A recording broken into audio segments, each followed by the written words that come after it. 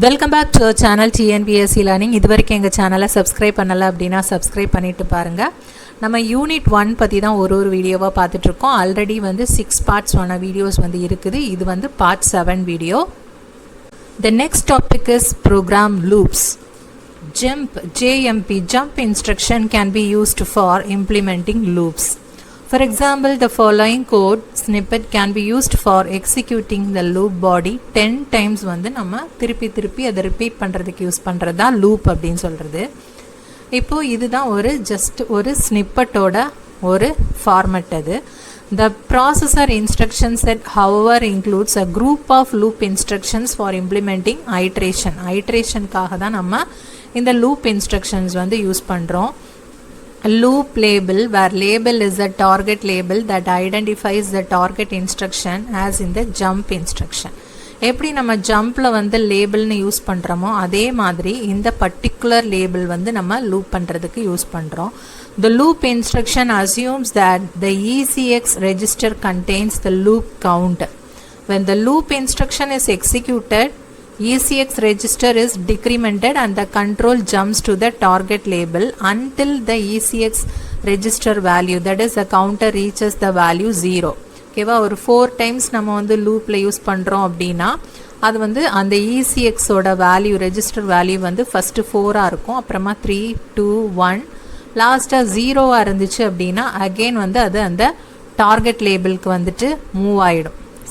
Target லேபிளுக்கு வந்து move ஆகிட்டே இருக்கும். எது வரைக்கும் அப்படின்னா அது 0 வந்து ரீச் பண்ணுறது வரைக்கும். ஓகேவா, ஜஸ்ட் நம்ம லூப்பு அந்த ஃபார் லூப் எல்லாம் யூஸ் பண்ணுறோம் இல்லையா, அதுதான் வந்து லூப்பு. இதில் வந்து நம்ம இந்த ஜம்ப், ஜேஎம்பி இந்த மாதிரி வேர்ட், தென் லூப் இந்த கீவேர்ட்ஸ்லாம் வந்து நம்ம யூஸ் பண்ணுறோம்.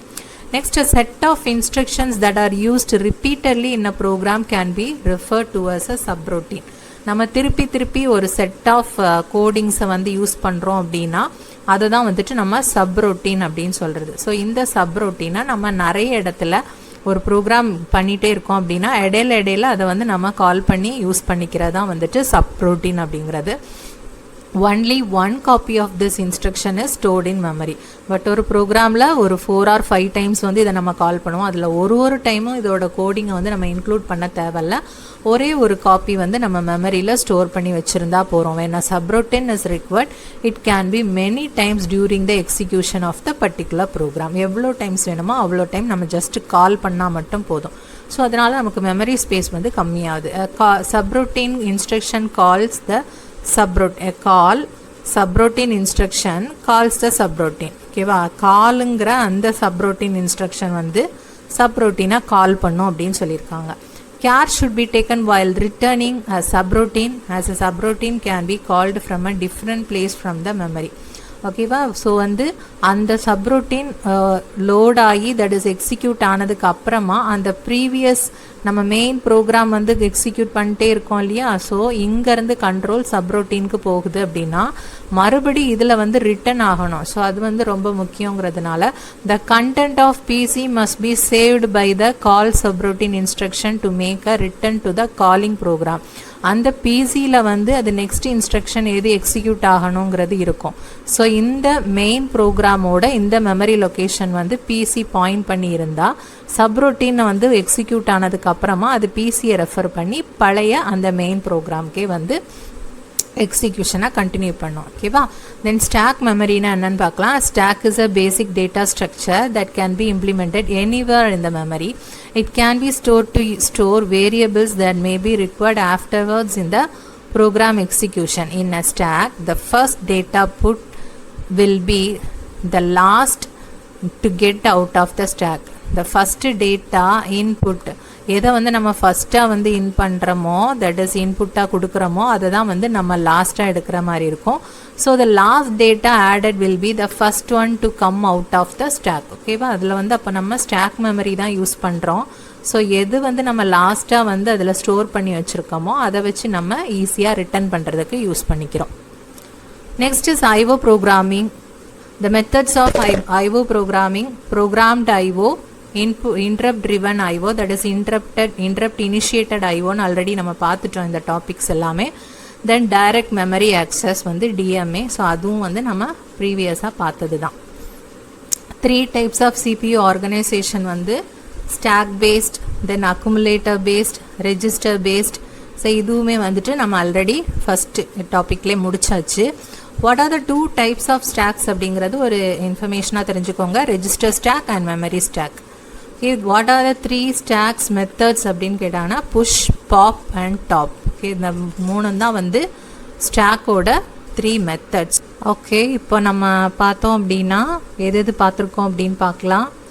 நம்பர் சிஸ்டம், பூலியன் அல்ஜிப்ரா இதெல்லாமே வந்துட்டு கம்ப்ளீட்டாக முடிச்சாச்சு.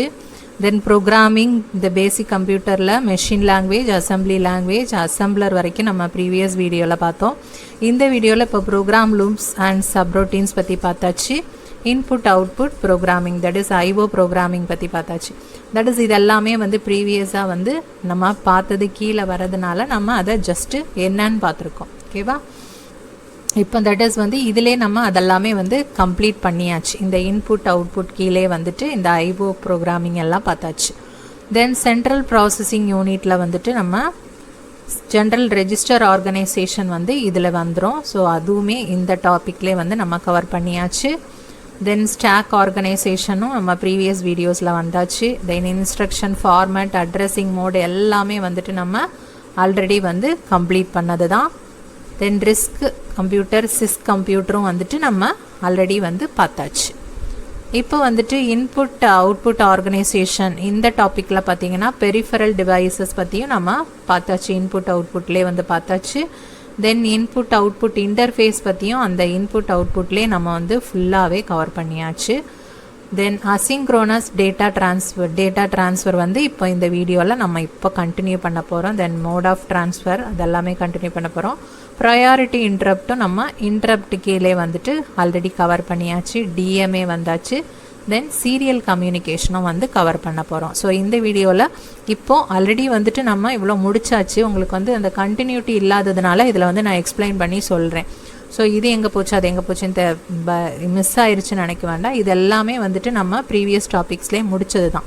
ஸோ இப்போ நம்ம கண்டினியூ பண்ண போகிறது வந்து asynchronous data transfer and serial communication. இது ரெண்டும் வந்துட்டு நம்ம இப்போது பண்ணோம் அப்படின்னா இந்த வீடியோவோட இது வரைக்கும் இந்த டாபிக் வரைக்கும் நமக்கு ஓவராக இருக்கும். தென் மெமரி ஹைரார்கி மட்டும் பேலன்ஸ் இருக்கும். அது நம்ம நெக்ஸ்ட் வீடியோவாக பார்த்துடலாம். அது முடிச்சிட்டோம் அப்படின்னா நம்ம யூனிட் 1 வந்து கம்ப்ளீட்டாக முடித்த மாதிரி. ஓகே, இப்போ கண்டினியூ பண்ணி பார்க்கலாம். Asynchronous data transfer. If the register in the IO interface share a common clock with CPU register, then the transfer between the two units is said to be synchronous. ஓகேவா, common கிளாக்கை வந்து share பண்ணாங்க அப்படின்னா that is synchronous. But in most cases the internal timing in each unit is independent of each other. So each uses its private clock for its internal registers. But வந்து இது common clock use பண்ணோன்னா சின்க்ரோனஸ்ன்னு சொல்கிறோம். But அதாவது ஒன்னொன்றுக்கும் அவங்களுக்கும் ஒரு ப்ரைவேட்டான clock use பண்ணுறாங்க. தட் இஸ் வந்து அசிங்க்ரோனஸ் அப்படின்னு சொல்கிறோம். ஓகேவா, asynchronous to each other, that is வந்து ரெண்டும் காமனாக இருக்காது. And if data transfer occurs between them, this data transfer is known as asynchronous data transfer. So 2 units இருக்குது. அந்த 2 யூனிட்ஸ்க்கும் அதுக்குன்னு செப்பரேட்டாக ஒரு ப்ரைவேட் கிளாக் மெயின்டைன் பண்ணிகிட்ருக்கு. அதுக்கடையில் நடக்கிற ட்ரான்ஸ்ஃபரை தான் வந்துட்டு டேட்டா ட்ரான்ஸ்ஃபரை தான் நம்ம அசிங்க்ரோனஸ் டேட்டா ட்ரான்ஸ்ஃபர்னு சொல்கிறோம். But the asynchronous data transfer between 2 independent units requires that control signals to be transmitted between the communicating units so that the time can be indicated at which they send the data. The 2 methods can achieve this asynchronous way of data transfer. என்ன அப்படின்னா இந்த asynchronous data ட்ரான்ஸ்ஃபரில் அந்த 2 independent units, that is வந்து ரெண்டுமே அதுக்குன்னு தனித்தனியாக clock வந்து maintain பண்ணுறதுனால அதை இண்டிபெண்டன்ட் யூனிட்ஸ் சொல்கிறோம். That control signals can be transmitted. அதுக்கு இடையில் வந்து நம்ம கண்ட்ரோல் சிக்னல்ஸை வந்து டிரான்ஸ்மிட் பண்ணுறோம் between the communicating units so that the time can be indicated at which they send data. ஓகேவா, அந்த டைமும் வந்து இண்டிகேட் ஆகிருக்கும் இந்த எந்த டேட்டா சென்ட் பண்ணுறாங்களோ அது கூட. ஸோ இந்த அசிங்க்ரோனஸ் வே ஆஃப் டேட்டா ட்ரான்ஸ்ஃபரை வந்து நம்ம 2 மெத்தட்ஸாக வந்து அச்சீவ் பண்ணுறோம். ஒன் இஸ் வந்து ஸ்டாப் கண்ட்ரோல் இருக்குது, அதோட டைப்ஸ் இதெல்லாம். நெக்ஸ்ட் இஸ் வந்து ஹேண்ட் ஷேக்கிங். ஓகேவா, இந்த 2 மெத்தட்ஸும் வந்து நம்ம யூஸ் பண்ணுறோம், அதோட டைப்ஸ் இருக்குது. அதுக்கப்புறமா சீரியல் கம்யூனிகேஷன் வந்து பேலன்ஸ் இருக்குது. தென் அதோட டிரான்ஸ்மிஷன் மோட்ஸும் வந்து நம்ம பார்க்க போகிறோம். நெக்ஸ்ட் லெவலில் வந்து நம்ம மெமரி பற்றி நெக்ஸ்ட் வீடியோவில் தான் இப்போ பார்க்க போகிறோம். இப்போ நம்ம இந்த டைப்ஸ் வந்து பார்க்கலாம். ஓகே, ஸ்ட்ராப் கண்ட்ரோல்னா என்னன்னு பார்க்கலாம். The stop pulse is supplied by one unit to indicate to the other unit when the transfer has to occur. Strobe pulse எதுக்காக சென்ட் பண்ணுறோம் அப்படின்னா, ஃபஸ்ட்டு வந்து இங்கேருந்து ஒரு யூனிட் வந்து இங்கே ஒரு யூனிட்க்கு வந்து இண்டிகேட் பண்ணோம். தட் இஸ் வந்து எப்போ நம்ம ட்ரான்ஸ்ஃபர் வந்து பண்ண போகிறோம் அப்படிங்கிறத இண்டிகேட் பண்ணுற மாதிரி. The stop control method of asynchronous data transfer employs a single control line to time each transfer. The control line is also known as strob. ஓகேவா, ஸ்ட்ராப்ங்கிறது வேறு எதுவும் இல்லை, கண்ட்ரோல் லைன் தான். And it may be achieved either by source or destination depending on which initiate the transfer. யார் initiate பண்ணுறாங்களோ அந்த ட்ரான்ஸ்ஃபரை அதை பொறுத்து இந்த ஸ்ட்ராப் வந்து யார் அச்சீவ் பண்ணுறது, சோர்ஸா டெஸ்டினேஷனா அப்படிங்கிறது அதை பொறுத்து தான் முடிவாகும். ஸோ source initiated strobe பற்றி பார்க்கலாம். இந்த below block diagram you can see the strobe is initiated by the source. இதில் வந்து சோர்ஸில் இருந்து தான் வந்துட்டு இந்த ஸ்ட்ரோப் வந்து டெஸ்டினேஷனுக்கு போயிருக்கு இல்லையா. அதாவது சோர்ஸ் யூனிட் தான் first places the data and the data bus. Data பஸ்ஸில் வந்து சோர்ஸ் யூனிட் தான் வந்து டேட்டாவை பிளேஸ் பண்ணுது. ஸ்ட்ரோபும் வந்து ஃபஸ்ட்டு சோர்ஸ் யூனிட் தான் வந்துட்டு ஸ்டார்ட் பண்ணியிருக்கு, தட் இஸ் வந்து இனிஷியேட் பண்ணியிருக்கு. இதில் ஒரு பர்டிகுலர் டைமில் தான் அது வந்து அந்த டேட்டா வந்து ட்ரான்ஸ்ஃபர் பண்ணது பாருங்கள். அந்த டைமில் இந்த டெஸ்டினேஷன் யூனிட் வந்து அந்த டேட்டா வந்து ரிசீவ் பண்ணிக்கும். ஓகே, ரிசீவ் பண்ணிவிட்டு இந்த ஃபாலிங் எட்ஜ் டைமில் அது என்ன பண்ணோம் அப்படின்னா ரெஜிஸ்டரில் போயிட்டு ஸ்டோர் பண்ணி வச்சுக்கோம் டெஸ்டினேஷன் யூனிட். ஓகேவா, ஸோ அதுதான் இங்கே இருக்கும் பாருங்கள். The destination unit uses the falling edge of the strobe control to transfer the content of the data bus to one of its internal register. The source removes the data from the data bus after it disables its strobe pulse. Strobe pulse வந்து இந்த source வந்து disable பண்ணதுக்கு அப்புறமா அது வந்து அந்த டேட்டாவை remove பண்ணிடும். Thus the new data valid data will be available only after the strobe is enabled again. மறுபடி அது ஒரு டேட்டா வந்து சென்ட் பண்ணணும் அப்படின்னா மறுபடி வந்து அந்த ஸ்ட்ரோபை வந்து எனேபிள் பண்ணிவிட்டு மறுபடி ஒரு நியூவான வேலிட் டேட்டாவை சென்ட் பண்ணும். In this case the strobe may be memory write control signal from the CPU to memory. இது வந்து என்னவா இருக்கும் அப்படின்னா memory write control signal. The CPU places the word on the data bus and informs the memory which is the destination. யார் destination அப்படிங்கிறத CPU வந்து inform பண்ணிடும். இதுவே வந்து டெஸ்டினேஷன் இனிஷியேட்டட்னா பாருங்கள், இதில் இந்த ஸ்ட்ரோப் வந்து டெஸ்டினேஷன் வந்து ஸ்டார்ட் பண்ணியிருக்கு இந்த இடத்துல, அதுதான் வந்து இனிஷியேட் பண்ணுது. எனிஹவ் சோர்ஸ் தான் வந்து டெஸ்டினேஷனுக்கு வந்து டேட்டா வந்து சென்ட் பண்ணோம் இல்லையா. அப்போ இதை வச்சு பார்க்கலாம் நம்ம. இதில் வந்து the source unit responds by placing the requested binary information on the data bus. இது வந்து அது என்ன, பிகாஸ் வந்து இதில் வந்து டெஸ்டினேஷன் தான் வந்து சென்ட் பண்ணுச்சு. ஸோ எதை ரிக்வெஸ்ட் பண்ணுச்சோ அந்த பைனரி இன்ஃபர்மேஷனை அந்த டேட்டா பஸ்ஸில் வந்து பிளேஸ் பண்ணும். The data must be valid and remain on the bus long enough for the destination unit to accept it. Destination unit accept பண்ணுறது வரைக்கும் அது வந்து அதிலே இருக்கும். The falling edge of the strobe pulse can use again to trigger the destination register. Again அதே மாதிரி தான் அந்த falling edgeல வந்துட்டு that is falling edge of the strobe data கிடையாது, falling edge of the strobeல வந்து அது என்ன பண்ணும் அப்படின்னா ரெஜிஸ்டருக்கு வந்து அதை மூவ் பண்ணிடும் பர்டிகுலர் டேட்டாவை. In this case the strobe may be a memory read. அதில் வந்து memory writeன்னு பார்த்தோம், இதில் வந்து memory readன்னு பார்க்குறோம். The CPU initiates the read operation to inform the memory. இதில் யார் source unit அப்படிங்கிறத இதில் சொல்லும், பிகாஸ் வந்து இது destination initiatedல, அதனால் இதில் யார் source unit அப்படின்னு சொல்லி இன்ஃபார்ம் பண்ணிடும்.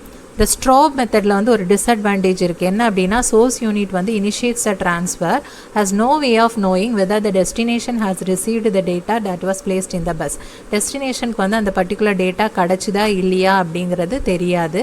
Similarly, a destination unit that initiates the transfer has no way of knowing whether the source unit has placed data on the bus. அது வந்து டேட்டா வந்து பஸ்ஸில் பிளேஸ் பண்ணிச்சா இல்லையா அப்படிங்கிறது டெஸ்டினேஷன் யூனிட் சப்போஸ் இனிஷியேட் பண்ணிச்சுன்னா அப்போது அதுக்கு தெரியாது. So this problem is solved by the handshaking method.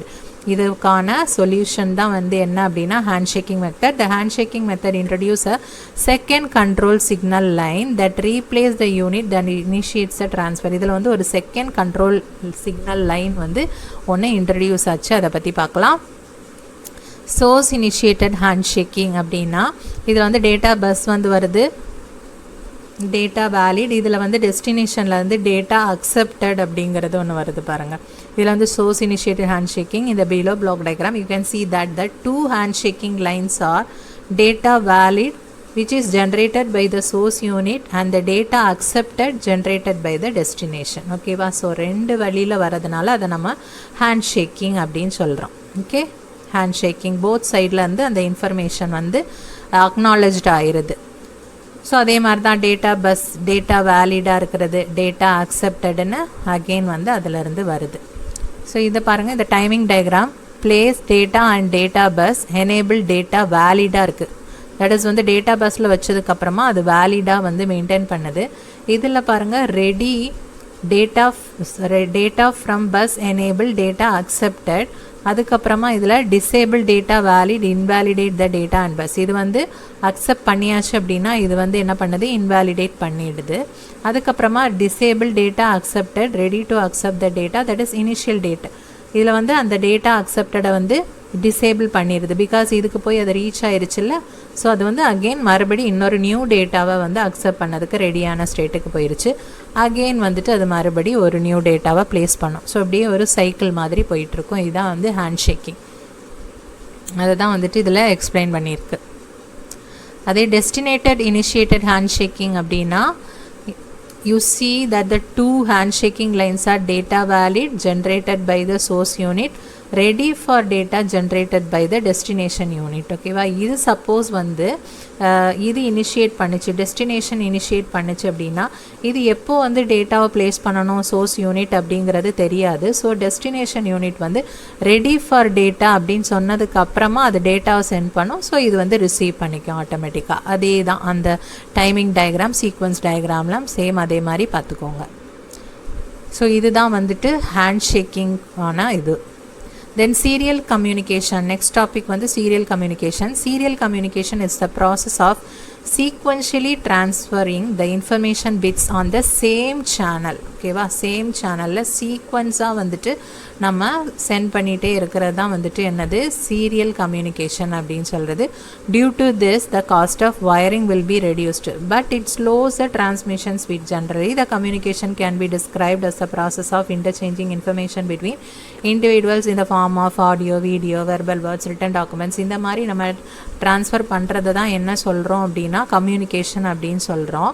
The serial protocol is run on every device that can be our mobile, personal computers and many more with the help of following some protocols.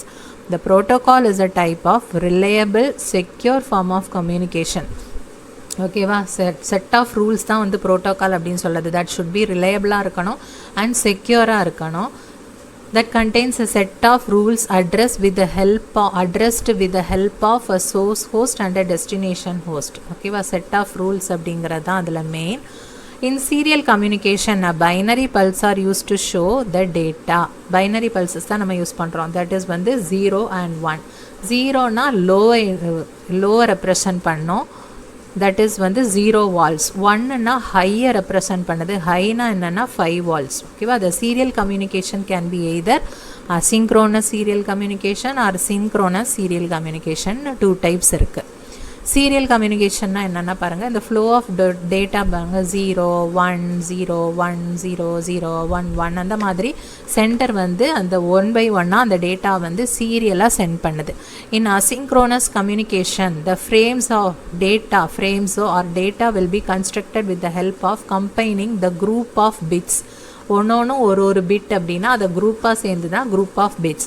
That frames will be continuously sent in time with a master clock. It uses a synchronised clock frequency to operate the data of sender. சின்க்ரனைஸ்னால் என்னது, ரெண்டுமே same கிளாக்கை maintain பண்ணிச்சு அப்படின்னா தான் synchronise இல்லையா? அதில் அந்த ஃப்ரேமை வந்து it uses the frames will be continuously sent in time. ஒரு ஃப்ரேமாக வந்து கண்டினியூஸாக சென்ட் பண்ணிகிட்டே இருக்கிறது தான் வந்துட்டு serial. In synchronous communication, there is no need to use the gaps, start bits and stop bits. The time taken by the sender and the receiver that is synchronized. That's why the frequency of timing error will be less. ரெண்டுமே வந்து ஒரே நேரத்தில் அவருக்கு maintain பண்ணுறதுனால அந்த timing எரர்லாம் வராது. And the data will be move faster on the basis of the time being synchronized correctly between the sender and receiver devices. The data accuracy is totally dependent. Okay va? The synchronous serial transmission is more expensive as compared to asynchronous serial communication. இதுதான் வந்து more எக்ஸ்பென்சிவாக இருக்கும். Because வந்துட்டு ரெண்டுக்குமே வந்துட்டு நம்ம same clock வந்து maintain பண்ணுறோம். So இது வந்து டோட்டலி ரெண்டுமே வந்து ஒன்றுக்கு ஒன்று டிபெண்ட் பண்ணி தான் இருக்கும். பிகாஸ் அந்த டைமிங் வந்து ரெண்டுமே வந்து மெயின்டைன் பண்ணிகிட்டு இருக்கிறதுனால, சேம் டைமிங் மெயின்டைன் பண்ணிகிட்டு இருக்கிறதுனால. ஸோ இதில் வந்து டேட்டா எரர் அதெல்லாம் வந்து டேட்டா எரர்லாம் கம்மியாக தான் இருக்கும். ஸோ வந்து டேட்டா வந்து ஃபாஸ்ட்டாக மூவ் ஆகிற மாதிரி இருக்கும். Asynchronous communication la paranga, the group of bits will be treated as an independent unit and these data bits will be sent at any point in time. எப்போ வேணால் அதில் வந்து அப்படியே நெக்ஸ்ட் வந்து கண்டினியூஸாக சென்ட் பண்ணுறோம். இதில் வந்து எனி பாயிண்ட் இன் டைமில் வந்து சென்ட் பண்ணுற மாதிரி இருக்கும். In order to make synchronisation between the sender and receiver, the stop bits and start bits are used between the data bytes. ஒரு பைட்ஸ்க்கு இடையில நம்ம வந்து ஒரு பிட், ஸ்டார்ட் பிட் அப்புறமா இது முடிஞ்சிருச்சுன்னா ஸ்டாப் பிட் அப்படிங்கிறத இதில் யூஸ் பண்ணுற மாதிரி இருக்கும் அசிங்க்ரோனஸ் கம்யூனிகேஷனில். ஓகேவா? These bits are useful to ensure that the data is correctly sent. கரெக்டாக வந்து சென்ட் ஆகிறதுக்கு என்ஷூர் பண்ணுறதுக்காக நம்ம இந்த ஸ்டார்ட் பிட் ஸ்டாப் பிட்ஸ் வந்து யூஸ் பண்ணுறோம். The time taken by the data bits of the sender and receiver is not constant. ஏன்னா அது asynchronous இல்லையா, ஸோ சேமாக இருக்காது. And the time between the transmission will be provided by the gaps. ஒரு gap இருக்கும். இன் அசிங்க்ரோன அதில் வந்து நமக்கு கேப்பே இருக்காது. சின்க்ரோனைஸில் கண்டினியூஸாக போயிட்டே இருக்கும். In asynchronous communication we don't require synchronisation between the sender and the receiver device, which is a main advantage of asynchronous communication. ரெண்டு பேருக்கும் வந்து ஒரு சின்க்ரோனைசேஷன் வேணும் அப்படிங்கிறது கிடையாது. இதில் சின்க்ரோனைசேஷன் நமக்கு தேவைப்படுறதுனால தான் இது வந்து எக்ஸ்பென்சிவாக இருக்குது. இது கம்பேரிட்டிவ்லி வந்து காஸ்ட் எஃபெக்டிவாக இருக்குது அப்படின்னா இதுதான் வந்து main reason. In this method there can be a case when data transmission is slow. இது வந்து சின்க்ரனைஸ்டாக இல்லாததுனால டேட்டா டிரான்ஸ்மிஷன் வந்து ஸ்லோவாக இருக்கும். But it is not compulsory and it is the main disadvantage of the asynchronous method. So இதோட disadvantage என்ன, advantage என்ன அப்படின்னு பார்த்துக்கலாம். இதில் கிளாக் வந்து மெயின்டைன் பண்ணுறோம், தட் இஸ் சின்க்ரனைசேஷன் இருக்குது. இதில் வந்து ரெண்டுக்கும் வந்து சேம் கிளாக் மெயின்டைன் பண்ணணுங்கிற நீடு கிடையாது. On the basis of the data transfer rate and the type of transition mode, serial communication will take many forms. The transmission mode can be classified into transmission mode ன்னு ஒரு topic பார்த்தோம் இல்லையா, அது simplex, half duplex and full duplex அப்படின்னு 3 types இருக்குது. transmission mode பாருங்க, simplex அப்படின்னா that data transmission can be performed in only one direction. அதான் வந்து சிம்ப்ளெக்ஸ் அப்படின்னு சொல்கிறது. A sender can only transmit the data and the receiver can only accept the data. The receiver cannot reply back to the sender. One way மட்டும் தான் அதில். One way road is an example of the simplex. The traffic on the one-way road can go only in one direction and the vehicles coming from the opposite direction are not allowed to drive through that way. So இதுதான் வந்து சிம்ப்ளெக்ஸோட ஒரு main example. இதை வச்சு நீங்கள் அதை மைண்டில் வச்சுக்கலாம். Then the full duplex அப்படிங்கிறது, இந்த full duplex the sender and the receiver are able to send and receive at the same time. ரெண்டு பேருமே அந்த நேரம் வந்து ரிசீவ் பண்ணுற மாதிரி இருக்கும். அதுதான் வந்து full duplex. The communication mode of full duplex is widely used in the world. In this mode signals travelling, இப்போ வந்து நம்ம ரெண்டு பேருமே யூஸ் பண்ணிக்கிறது வந்து லைக் வந்து நம்ம இப்போது நம்ம ஃபோனில் பேசுகிறது, வீடியோ கால் பண்ணுறது, ஆடியோ கால் பண்ணுறது, இது எல்லாமே வந்துட்டு என்னென்னா ஃபுல் டூப்ளெக்ஸ். ஓகேவா? It's an example of full duplex. In audio or video 2 persons are able to communicate at the same time. அதான் வந்துட்டு full duplex. If you are doing our work in full duplex mode, it will improve the burst performance compared to the single and half duplex because it has the ability to maximize the amount of available bandwidth. வந்து அது use பண்ணுறதுக்கான ability வந்து நிறைய இருக்கிறதுனால it is இதோட performance வந்து அதை compare பண்ணுறதுக்கு பெட்டராக இருக்கிற மாதிரி இருக்குது. எதுலன்னா ஃபுல் டூப்ளெக்ஸில். ஓகே, ஹாஃப் டூப்ளெக்ஸ் மிஸ் ஆயிடுச்சு இல்லையா? ஹாஃப் டூப்ளெக்ஸ் அப்படின்னா is a communication system that allows data to be sent in both direction. நமக்கு வந்து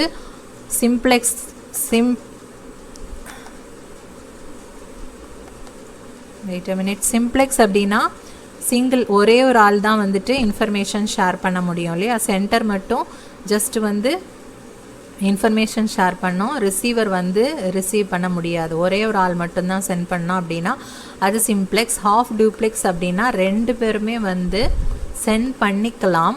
ஃபுல் டூப்ளெக்ஸும் அப்படி தான், ரெண்டு பேருமே வந்து சென்ட் பண்ணிக்கலாம். பட் ஹாஃப் டூப்ளெக்ஸ்க்கும் ஃபுல் டூப்ளெக்ஸ்க்கும் என்ன டிஃப்ரென்ஸ் அப்படின்னா, but not at the same time, ஒரே நேரத்தில் வந்துட்டு இதில் வந்து சென்ட் பண்ண முடியாது. அதுதான் இதுக்குள்ள டிஃப்ரென்ஸ். It's a bidirectional mode that uses a single communication channel.